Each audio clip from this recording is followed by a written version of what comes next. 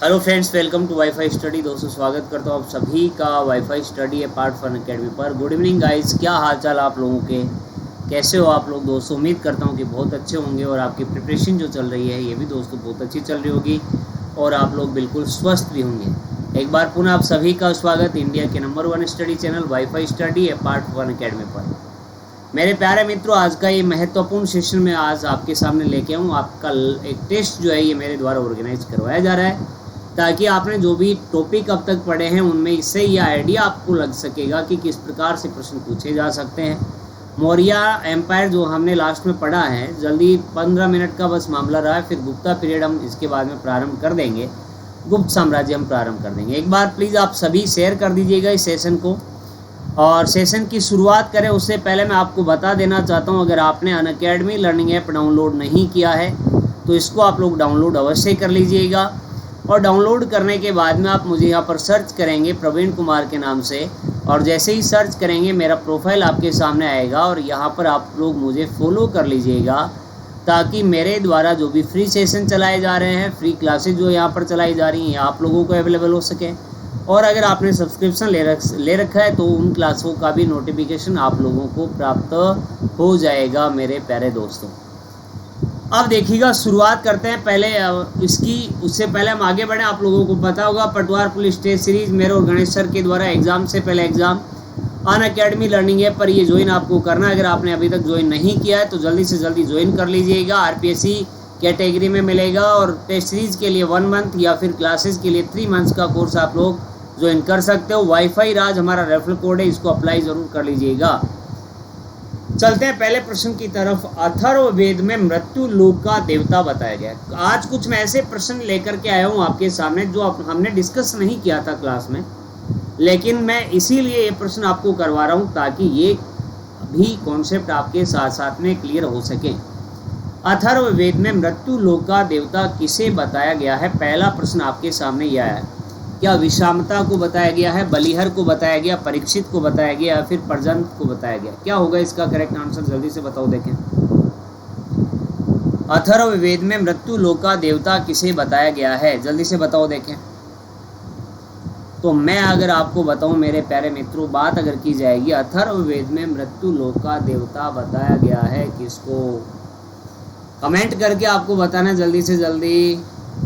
तो मेरे प्यारे दोस्तों, मृत्यु लोक का देवता परीक्षित को बताया गया है। किसको बताया गया है? परीक्षित इसका बिल्कुल करेक्ट आंसर हो जाएगा।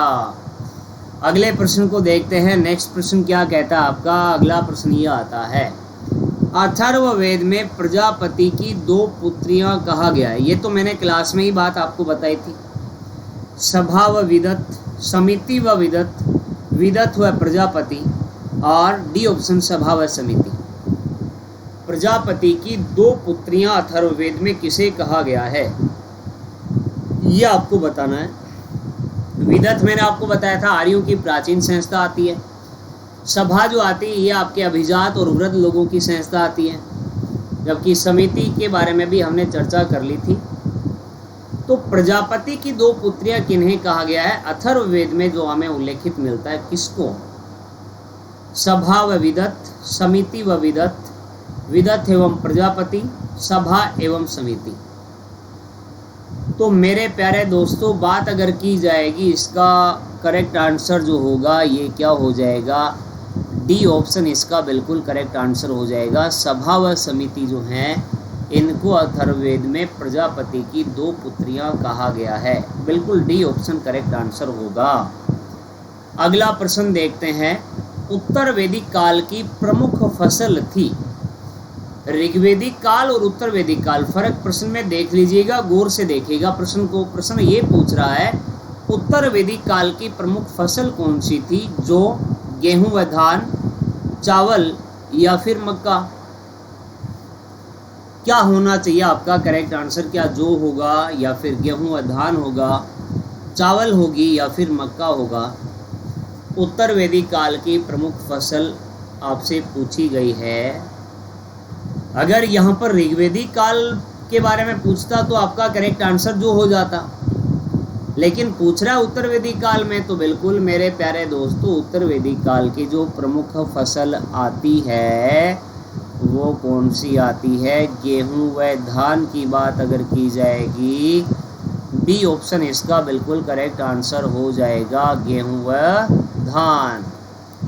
आगे बढ़ते हैं, अगले प्रश्न को देखते हैं। अगला प्रश्न क्या कहता है? निम्नलिखित में से 4 पुरुषार्थ में शामिल नहीं है।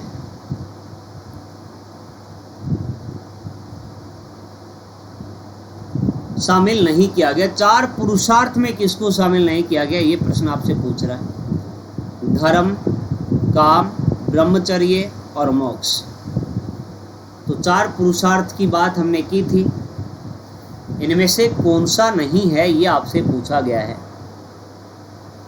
धर्म, काम, ब्रह्मचर्य या फिर मोक्ष, 4 पुरुषार्थ में शामिल नहीं है, इसका आंसर आपसे पूछ रहा है। तो मेरे प्यारे दोस्तों, धर्म, अर्थ, काम और मोक्ष, ये तो आपके 4 पुरुषार्थ आते हैं। तो ब्रह्मचर्य नहीं आता, बिल्कुल मेरे प्यारे दोस्तों सी ऑप्शन इसका करेक्ट आंसर हो जाएगा, बिल्कुल हो जाएगा। जानते हैं अगले प्रश्न को। अगला प्रश्न क्या कहता है फिर? अगला प्रश्न देखते हैं ये। समुद्र के उत्तर में और हिमालय के दक्षिण में जो स्थित है वह भारत देश है और जहाँ की संतानें भारतीय हैं। ये कथन वर्णित किया गया है किसमें? ये आपके ऋग्वेद में है, विष्णु पुराण में है या फिर आपके छांदोग्य उपनिषद में है। छांदोग्य लिखा है यहाँ पर, छांदोग्य उपनिषद या फिर मुंडक उपनिषद। समुद्र के उत्तर में और हिमालय के दक्षिण में जो स्थित है वह भारत देश है और जहाँ की संतानें भारतीय हैं। ये कथन किसमें वर्णित है, ये आपसे पूछा गया है। ऋग्वेद, विष्णु पुराण, छांदोग्य उपनिषद या फिर मुंडक उपनिषद। बताओ देखें क्या होगा करेक्ट आंसर इसका। जल्दी से जल्दी कमेंट करके आंसर बता दीजिए और एक बार सेशन को शेयर कर दीजिए। सभी बच्चे जल्दी से जल्दी शेयर करो, देखें सारे के सारे। तो मेरे प्यारे मित्रों, बात अगर की जाएगी समुद्र के उत्तर में और हिमालय के दक्षिण में भारत और यहाँ की संतानें भारतीय, ऐसा अपने को विष्णु पुराण में देखने को मिलता है। ये कथन आपका विष्णु पुराण में है, ध्यान में रखिएगा इस प्रश्न को भी। अगला प्रश्न, नेक्स्ट प्रश्न देखते हैं क्या आता है। ऋग्वेद में किसे देवताओं का मुख कहा गया है? कुछ ऐसे प्रश्न मैंने आज शामिल किए हैं जिनके बारे में हमने जब टॉपिक पढ़ा था तब ये बातें मैंने आपको नहीं बताई थी, और इनको हम प्रश्नों के माध्यम से कर रहे हैं ताकि ऐसी जो इम्पोर्टेंट बातें जो शेष रह गई हैं ये आपका बिल्कुल टॉपिक का कॉन्सेप्ट क्लियर हो सके, ठीक है ना। तो ऋग्वेद में किसे देवताओं का मुख कहा गया है? वरुण को कहा गया है, इंद्र, अग्नि या फिर अरुण। देवताओं का मुख किसे कहा गया, ये प्रश्न पूछा गया। अच्छा प्रश्न है भैया। वरुण को, इंद्र को, अग्नि को या फिर अरुण को, क्या होगा करेक्ट आंसर? जल्दी से फटाक से बता दो, देखे मेरे को। तो मेरे प्यारे मित्रों, अगर बात की जाएगी देवताओं का मुख तो आपके कहा गया ऋग्वेद में किसको? अग्नि को। बिल्कुल सी ऑप्शन इसका करेक्ट आंसर हो जाएगा, ध्यान में रखिएगा इसको। आगे बढ़ते हैं, अगले प्रश्न को देखते हैं। अगला प्रश्न क्या आता है? अशोक के स्तंभ दिल्ली मेरठ को दिल्ली लाने वाला शासक था। अशोक के स्तंभ दिल्ली मेरठ को दिल्ली लाने वाला शासक कौन था? अकबर, जहांगीर, फिरोज तुगलक या फिर मोहम्मद बिन तुगलक। जो आपके अशोक का मेरठ स्तंभ आता है, इसी को इसीलिए दिल्ली मेरठ कहा गया क्योंकि मेरठ से उखाड़ करके शासक ने इसको दिल्ली में स्थापित करवा दिया, दिल्ली लगवा दिया। तो वह शासक कौन था ये आपसे पूछा गया है। अकबर, जहांगीर, फिरोज तुगलक या फिर मोहम्मद बिन तुगलक। दिल्ली मेरठ, एक दिल्ली टोपरा भी आता है अगर आपने सुना हो तो। दिल्ली टोपरा, टोपरा हरियाणा वाला, अम्बाला के निकट। तो मेरे प्यारे दोस्तों, इसका करेक्ट आंसर हो जाएगा आपके सी ऑप्शन, अर्थात फिरोज तुगलक वह शासक था जो आपके इस अशोक के दिल्ली, आपके मेरठ स्तंभ को आपके दिल्ली लेकर के आया था। सी ऑप्शन करेक्ट आंसर हो जाएगा। बढ़ते आगे अगले प्रश्न को देखते हैं क्या आता है। अशोक के किस लघु स्तंभ लेख को रानी का अभिलेख कहा गया? रात्रि का नहीं, इसमें रानी लिखा है, यहाँ पर टाइपिंग मिस्टेक है थोड़ी सी। रानी का अभिलेख कहा गया है, बताओ देखें। कौशाम्बी को कहा गया है, रुमिनदेई को कहा गया है, या मास्की को कहा गया है, या फिर गुजरा को कहा गया है? अशोक के किस लघु स्तंभ लेख को रानी का अभिलेख कहा गया है? ये प्रश्न आपसे पूछा गया है। रानी का अभिलेख किसे कहा गया है? कौशाम्बी, रुमिनदेई, या फिर आपके मास्की, या फिर आपके गुजरा? क्या होगा करेक्ट आंसर इसका? तो माय डियर फ्रेंड्स, बात अगर की जाएगी, इसका करेक्ट आंसर रानी स्तंभ लेख कहा गया है आपके कौशाम्बी के लघु स्तंभ लेख को।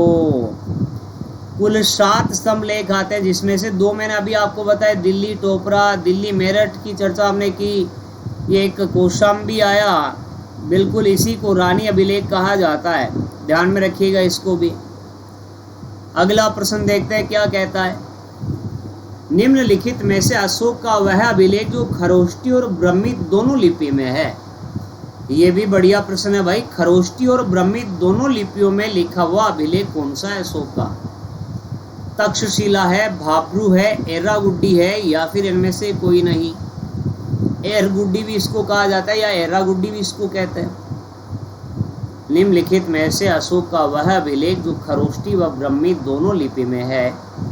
तक्षशिला, भाबरू, एर्रागुड्डी, या फिर इनमें से कोई नहीं? क्या होगा इसका करेक्ट आंसर? फटाक से जल्दी से मुझे आंसर कर दीजिएगा, और साथ के साथ लगे हाथ आप लोग सेशन को शेयर भी करते रहिए। फटाक से शेयर कर दो सभी बच्चे, जितने भी ग्रुप में आप जुड़े हो सब जगह शेयर कर दो एक बार फटाक से। निम्नलिखित में से अशोक का वह अभिलेख जो खरोष्टी और ब्रह्मी लिपि दोनों में है आपसे पूछा गया है। कुछ तो खरोष्टी में आते हैं, कुछ ब्रह्मी में आते हैं, लेकिन दोनों एक साथ हैं। तक्षशिला, भाबरू, एर्रागुड्डी, या फिर इनमें से कोई नहीं? तो मेरे प्यारे मित्रों, इसका करेक्ट आंसर जो होगा ये क्या हो जाएगा? एर्रागुड्डी हो जाएगा। बिल्कुल सी ऑप्शन इसका करेक्ट आंसर हो जाएगा। ठीक है ना, ध्यान में रखना इसको। अगला प्रश्न देखते हैं। सेल्यूकस द्वारा चंद्रगुप्त मौर्य को दिए गए 4 प्रांतों में शामिल नहीं था। सेल्यूकस निकेटर, जिसने 305 ईसा पूर्व में मेरे प्यारे दोस्तों चंद्रगुप्त मौर्य के ऊपर अटैक किया था, और उस आक्रमण में चंद्रगुप्त मौर्य की जीत हुई थी और सेल्यूकस निकेटर की हार हुई थी। और युद्ध के बाद में जो संधि हुई थी उसके तहत सेल्यूकस ने आपके 4 प्रांत चंद्रगुप्त मौर्य को दिए थे। अपनी पुत्री हेलेना या कार्नेलिया का विवाह भी करवाया था, और चंद्रगुप्त ने बदले में 500 हाथी उपहार में दिए थे। लेकिन 4 प्रांत जो दिए गए उनमें शामिल कौन सा नहीं था? काबुल, कंधार, बलूचिस्तान, या फिर लाहौर? क्या होगा इसका करेक्ट आंसर? ऑप्शन आपके सामने है, काबुल, कंधार, बलूचिस्तान और लाहौर। तो काबुल, कंधार, बलूचिस्तान, और चौथा आएगा आपका हेरात। तो इसका करेक्ट आंसर क्या हो जाएगा? डी ऑप्शन हो जाएगा, अर्थात लाहौर की बात अगर हम करेंगे तो मेरे प्यारे दोस्तों लाहौर जो था ये शामिल नहीं था। आगे बढ़ते हैं, अगले प्रश्न को देखते हैं। अगला प्रश्न क्या कहता है? किस मुनि द्वारा अशोक के राज सिंहासन पर बैठने की भविष्यवाणी की गई थी? और ये बात मैंने आपको सेशन के दौरान भी बताई थी। मेरे प्यारे मित्रों, अशोक के पिता की अगर बात की जाएगी उसका नाम आपके बिंदुसार। बिंदुसार अशोक के भाई सुसीम को अपना उत्तराधिकारी बनाना चाहता था, लेकिन मंत्री राधागुप्त की मदद से अशोक ने अपने 99 भाइयों की हत्या कर राज सिंहासन प्राप्त किया था। ऐसी चर्चा हमने की थी, और इसके बारे में शासक बनने की भविष्यवाणी, पहले ही राज सिंहासन पर बैठने की भविष्यवाणी किस मुनि के द्वारा की गई थी, यह आपसे पूछा गया है। और ऑप्शन कुछ इस प्रकार से मोगली पुत्तिस की बात आती है, राधागुप्त, भद्रबाहु, या फिर पिंगल वत्सजीव। बताओ देखें, जल्दी से जल्दी आंसर इसका बताओ देखें मेरे प्यारे मित्रों, इसका करेक्ट आंसर क्या आ जाएगा? किस मुनि द्वारा अशोक के राज सिंहासन पर बैठने की भविष्यवाणी की गई? तो इसका करेक्ट आंसर होगा पिंगल वत्स जीव की बात अगर की जाएगी, इसका मतलब डी ऑप्शन जो है ये इसका करेक्ट आंसर हो जाएगा। ध्यान में रखिएगा इस प्रश्न को भी। अगला प्रश्न ये आता है, दिव्यावदान के अनुसार अशोक को बौद्ध धर्म में दीक्षित किया? भद्रबाहु ने, निर्ग्रोथ ने, उपगुप्त ने या फिर आपके मोगलीपुत्तिस ने? बताओ देखें।